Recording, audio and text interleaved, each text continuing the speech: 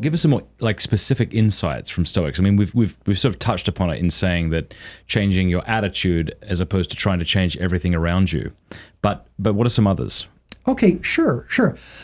And they all kind of have different twists there. Like, let me do one because we're pints with Aquinas of Seneca, because Rufus and Epictetus and Aurelius wrote in Greek, and as far as I know, Thomas wasn't particularly fluent in Greek, though he commissioned people to give him nice translations like of Aristotle. But he knew Seneca.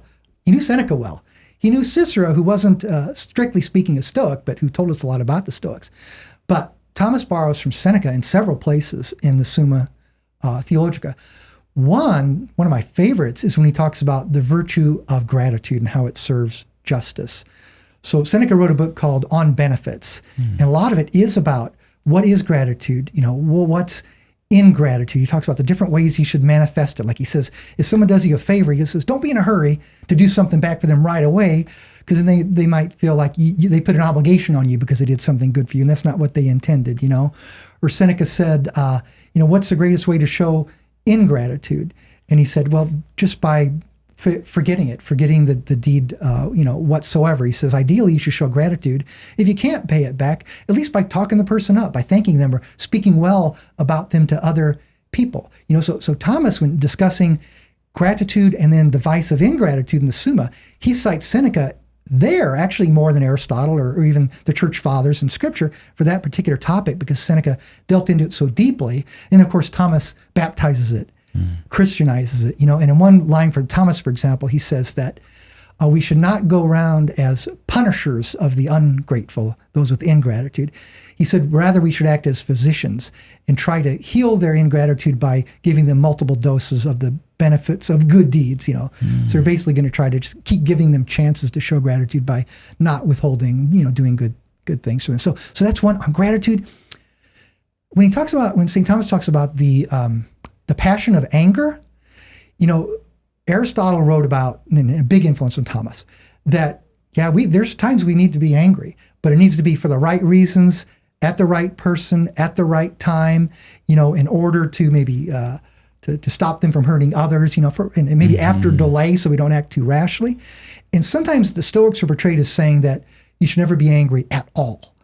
And I know, like Albert Ellis, the modern psychologist who built on the Stoics, he used to go say that. They said that he would say, nope, anger is never rational. I heard people say he would get in debates, and they said it seemed like he was getting really angry, trying to get his point across. But anyway, Seneca, wrote a book on anger, De Ira, and Thomas basically tries to reconcile Aristotle and Seneca, saying it's mainly a different use of word meanings. This is in the Summa he does this? And he does it in the Summa when he's talking about the passion of anger would that be probably the first part of the second part, probably. But he's showing how they can be reconciled, because he's basically saying that, like something like anger would come in stages. Like something might provoke you, like somebody steps on your toe, or an inanimate object, you hit your head on the cabinet and you might want to smack that darn cabinet, right? So we have these inborn reflexes, but what determines whether you let the passion build or whether it becomes a sin is what do you do with that first impulse. So he's saying what he thinks that Seneca himself said, that, you can't control reflexive impulses. That can be there. He says, but if you go further down the line, you can determine what you do with that anger, if you channel it the right way or not. So Thomas is saying, in his opinion, Seneca and Aristotle, if you read deeply, they're basically on the same page.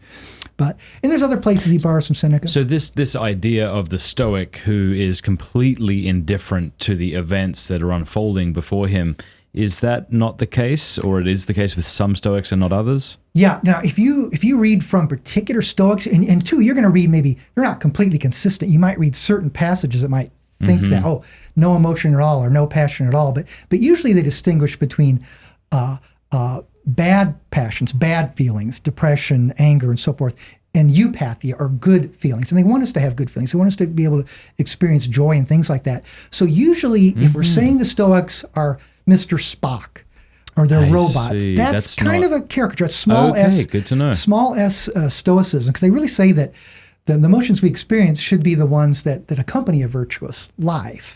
So we're not going to try to squash those. To think that just means totally quelling the virtues. If you read the Stoics themselves, like Rufus and Epictetus and Seneca and Aurelius. You see, it's really more than that. They're more about reining in the passions or emotions that can get a lot of us in trouble. And they can help. Like myself, I've been doing reading their stuff for 40 years. And sometimes something happens and I find myself, have an instant reaction. But then if all goes well, I'll think, okay, no, I need to calm myself down and react to this differently. So in a way, sometimes I say they kind of function as tools or instruments. Christ told us to love, God with all our heart and strength and mind and with all that we are, and to love our neighbor as ourself.